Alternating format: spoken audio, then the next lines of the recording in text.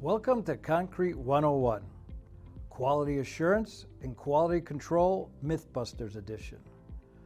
The manufactured concrete product industry has been around for over 100 years, and we have plenty of myths to prove it. Today we are focusing in on quality assurance and quality control, a very important and sometimes misunderstood area that has developed many lazy, crazy, and sometimes quite plausible but mistaken practices. This video will focus on how to do QA/QC the right way, with selected practical QC tests that can be relatively easily and inexpensively implemented. So first, what's the difference between QA, quality assurance, and QC, quality control? While we often use these terms interchangeably, quality assurance refers to the overall quality program that tells us what steps we need to take and what targets we need to hit to assure that we are making good products. On the other hand, quality control refers to the implementation of the quality program and the actual tests we do on an ongoing basis to make sure that we are hitting our targets and what corrective actions to take if we aren't hitting those targets. An important but sometimes overlooked aspect of QA/QC programs is that they're only as good as they are implemented. QA/QC needs to be a habit, something we do every day. A top-notch plan is no good at all if it only exists in a file nobody reads or follows. We recommend starting simply and focusing on items that can be incorporated into daily routines with current personnel. Quality control is a very broad topic that we can split into three areas. First is raw materials. We must use good quality, consistent raw materials because garbage in equals garbage out. Using inconsistent, out of spec, or unsound materials makes it likely that we'll have problems down the road. Second is inline measurements. These are tests that we do on the wet side during production. In other words, right after we make the product and before it's cured. This is the most effective way to identify and correct problems. If we hit our wet size targets, we can ensure that our final products will meet our expectations. Last is final product properties. While it's important to periodically test our products to confirm that they meet our expectations, at this point it is really too late for true quality control. Today, in part one, we'll focus on quality control of our raw materials. We'll explore a couple of myths and determine if they are plausible, confirmed, or just plain busted. Next time, in part two, we'll move on to inline measurements and final product properties. But before we jump into raw materials, let's look at our first myth, that only QC folks and machine operators need to know anything at all about concrete or raw material quality. So here's a true story about a block plant in Rhode Island that was having intermittent low strength issues. Every so often, the chippage and scrap piles would just explode, followed later by customer complaints about cracks and low quality block. One November, they had a huge customer crisis and called in all the suppliers.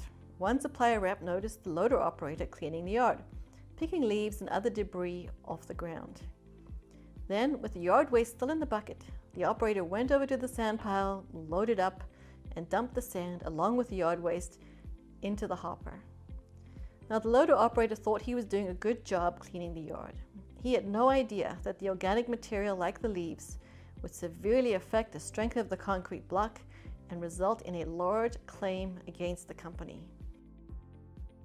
So let's start with the raw material that takes up the most volume in our mix, the aggregates, or sand and stone. The most important test we can do is regular sieve analysis of our aggregates to make sure they are consistent from week to week and month to month. If our aggregates are not consistent, then the texture and overall quality of our products will not be consistent either. ACM recommends that you do weekly sieve analysis on each of your aggregates if you have the resources to do that. None of this is rocket science. It's mostly common sense that can sometimes get lost through lack of training, time pressure, or just plain laziness. The reason for all these steps in the process is because we need to make sure that the small sample that we end up sieving is representative of the whole pile. Why go to all the trouble of doing a sieve analysis if the results don't tell us anything about the aggregates we're actually using? Here are some of the highlights of the sieve analysis. How we sample is really important. As you see in the graphic, sample the pile from the red zone. You don't want to sample in the blue areas near the bottom of the pile because the larger aggregate particles tend to roll down and collect here when the aggregate is dumped. So a sample taken from the bottom of the pile will be coarser than the actual pile. Use a tube sampler to get into the pile and sample 3 to 5 locations. Take a larger sample than needed so it can be properly split using the quartering method or a riffle splitter to obtain a representative sample. Screens and shakers should be clean and in good working order. This equipment takes a beating during normal use, so it needs to be maintained and replaced on a regular basis. For detailed instructions on how to do a sieve analysis, we recommend watching the YouTube video on ASTM C136 from Gilson Company. Besides doing regular sieve analysis of the aggregates, there are 2 other tests you may want to consider. If you have an aggregate with lots of clay or superfine material, perhaps the limestone screenings or dredge sand, you can get a quick idea of how much superfine material it is by doing a clay content test. As shown here, you put some aggregate in a mason jar with water, shake it up, and let it settle for 4 to 8 hours. The bigger particles fall to the bottom of the jar, followed by a fine silt layer, and finally the clay or superfine layer on the top. If this layer is over 1/8 to 1/4 inch or varies a lot from load to load, you may want to look further into this issue. Too much superfine material in your aggregates can make the concrete mix sticky and hard to run and contribute to low strengths. If you get natural sands and want to ensure they've been properly washed, you can do the ASTM C40 test for organic impurities.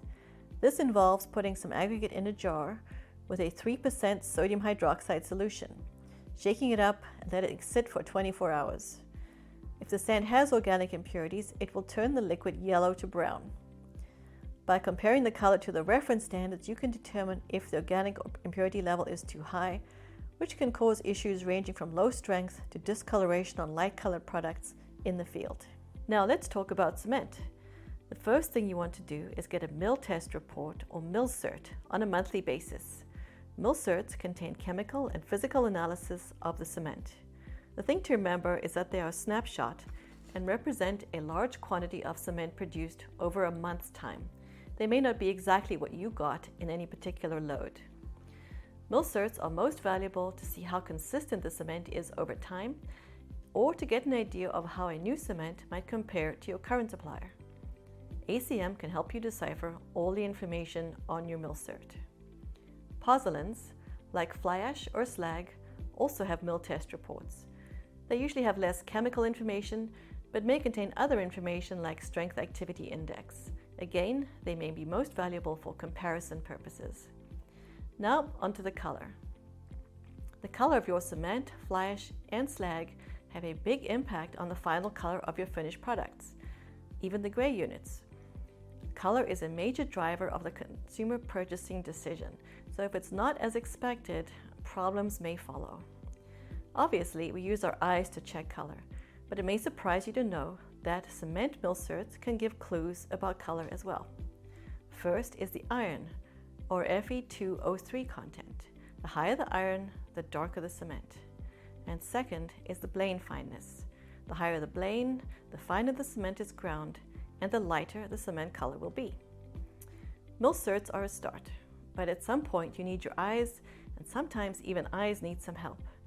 We set Dean and Allison the challenge of testing cement color difference with a little friendly competition thrown in.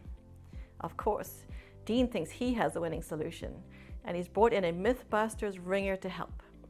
Making a special guest appearance, Buster, the crash test dummy, always ready to volunteer for a good cause.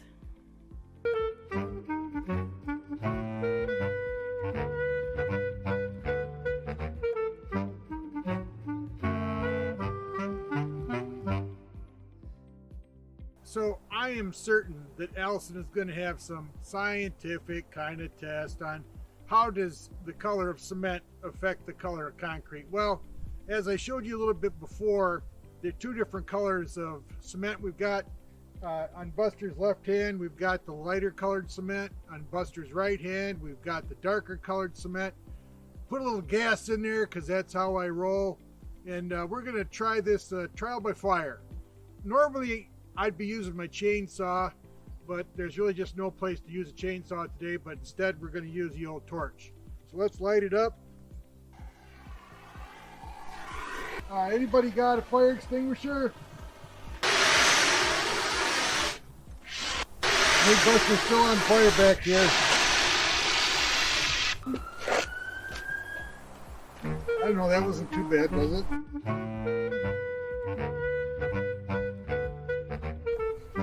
So as you can see here, Buster's just a little bit worse for the wear. Maybe you should have a little bit bigger fire extinguisher, that's all I'm saying. But if you look here, Allison, look at that. Still a little bit lighter colored. Still a little bit darker. I don't know if that proves anything, but it sure is fun. So anyway, kids, don't try this at home. All right, there's another myth busted. So that's Dean and Buster's take on cement color. On a more serious note, how can you tell if these two fairly similar looking cements might cause color issues in your finished products?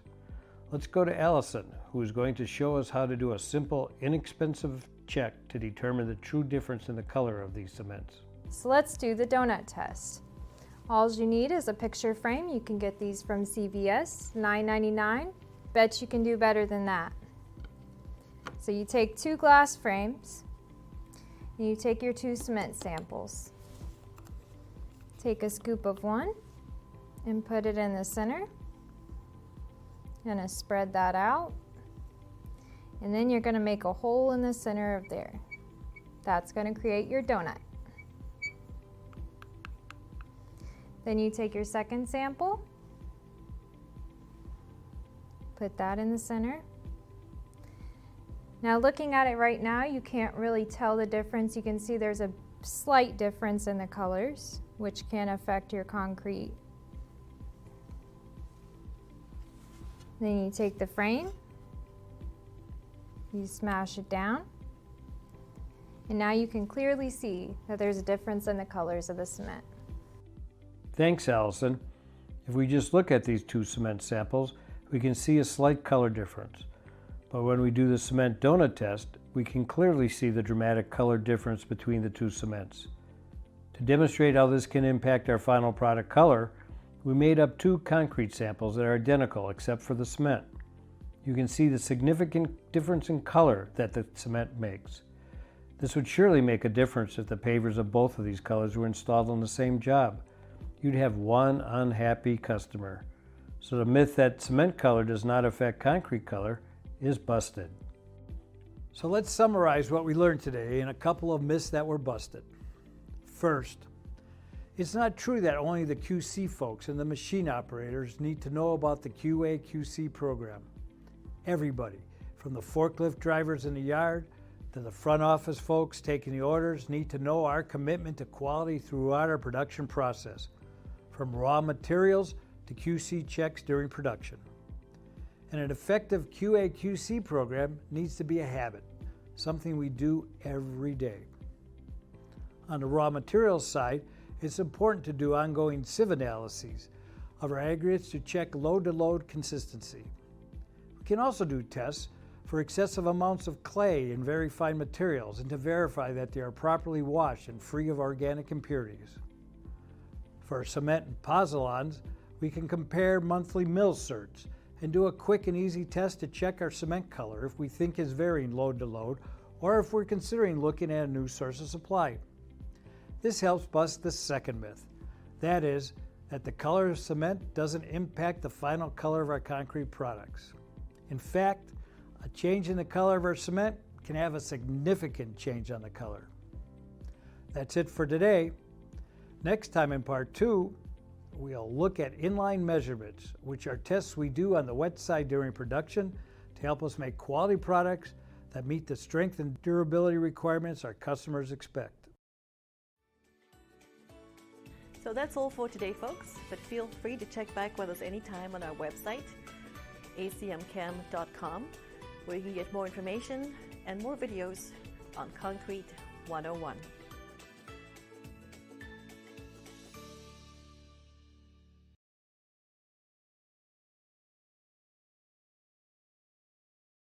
So let me play with that for just a minute.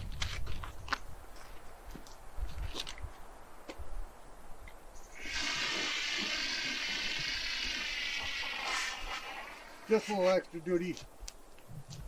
You still going? I hope that's it, because we're all out. Okay. So you can stop it now, Noah. Keep it. He's. I don't know, that wasn't too bad, was it? So as you can see here, Buster's just